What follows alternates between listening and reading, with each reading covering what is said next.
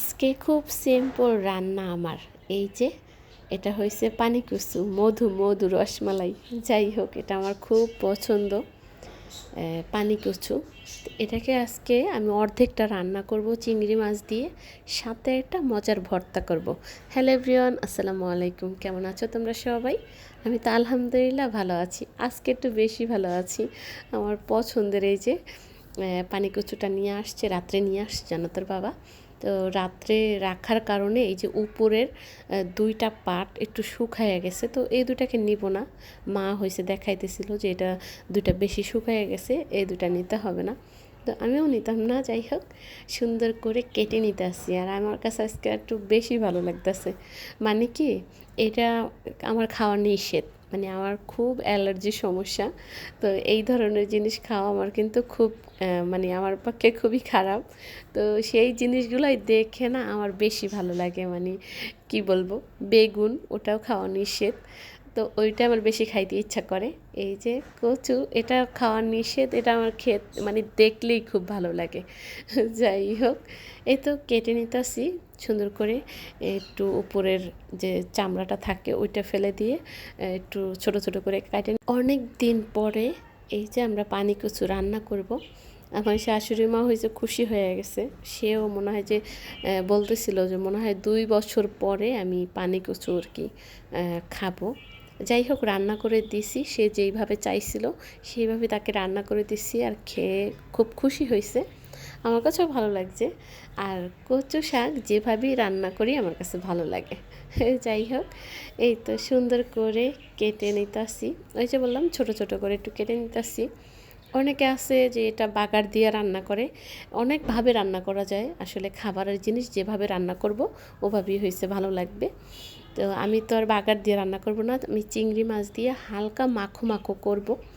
তো যাই হোক, একটু এই যে চিংড়ি মাছ কেটে নিচ্ছি অফ ক্যামেরায়। কেটে নিয়ে একটু রসুন বাটা বেশি দিতে হবে, কারণ কচু জাতীয় জিনিসের ভিতরে একটু রসুন বাটা বেশি দিতে হয়, তাহলে আর গলা চুলকানোর ভয় থাকে না।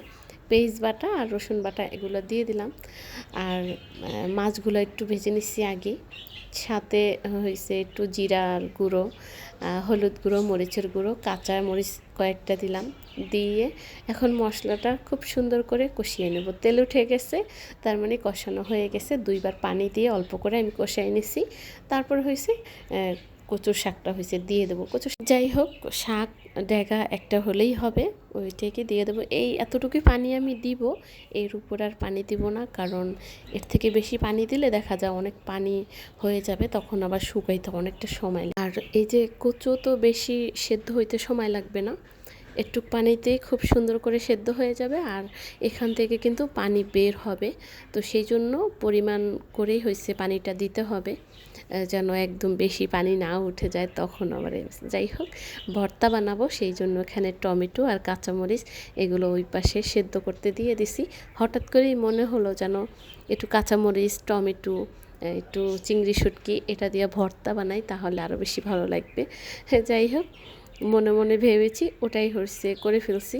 মানে টমেটো আর কাঁচামরিচ সেদ্ধ দিছি, সাথে পেস্ট দিয়ে দেব, তারপর রসুন আর একটু ওই যে চিংড়ি শুটকি সেগুলো দিয়ে হচ্ছে পাটায় বেটে ভর্তা করে নেব।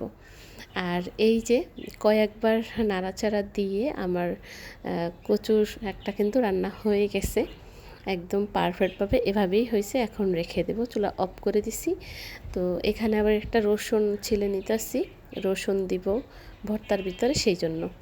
তো একবার চাইছিলাম রসুন দিব না, আবার হয়েছে ভর্তার ভিতরে তো রসুন না দিলে ভালো লাগবে না। যাই হোক, এই তো এখন এটা হয়েছে সেদ্ধ করে নিছি। এখন একটু তেল দিয়ে তারপর আবার একদম ভাজা ভাজা করে নিব। আর আমি এই ভর্তাটা কখনো খাই নাই, আজকে ফার্স্ট আমি নিজে বানাইছি।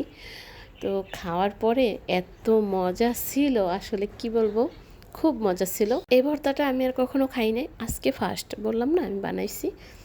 হঠাৎ করেই মনে হয়েছে যে একটু কাঁচামরিচ, টমেটো, পেঁয়াজ, রসুন এগুলো দিয়ে একটু পাটায় বেটে বানাই, পাটায় করে ভাত খেতে ইচ্ছা করতেছিল।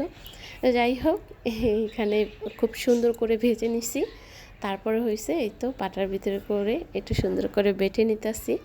এখানে আর আমি হইছে লবণ দেই নাই, কারণ ভাজার সময় আমি লবণ দিয়ে দিছি, সেই জন্য এখানে আর কিছুই দিতে হবে না, শুধু এই যে একটু বাটাবাটি করে নিতে আসি।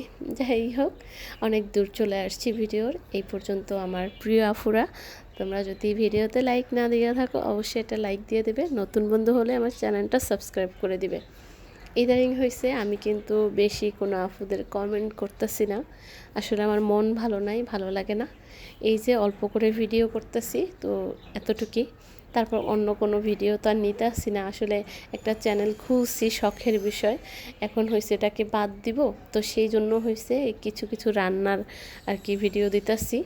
ইনশাল্লাহ আমার যখন মন দিল ঠিক ঠিক হলে অবশ্যই চেষ্টা করব বড় ভিডিও দেওয়ার। যাই হোক, পাটায় মাখা ভাত হয়ে গেছে, তো পাটায় খাবো না, বাটিতে নিয়ে নিতে আসছি। এই জায়গাটা ধুয়ে মুছে পরিষ্কার করে তারপর খেয়ে নেব। সবাই ভালো থাকো, আল্লাহ হাফেজ।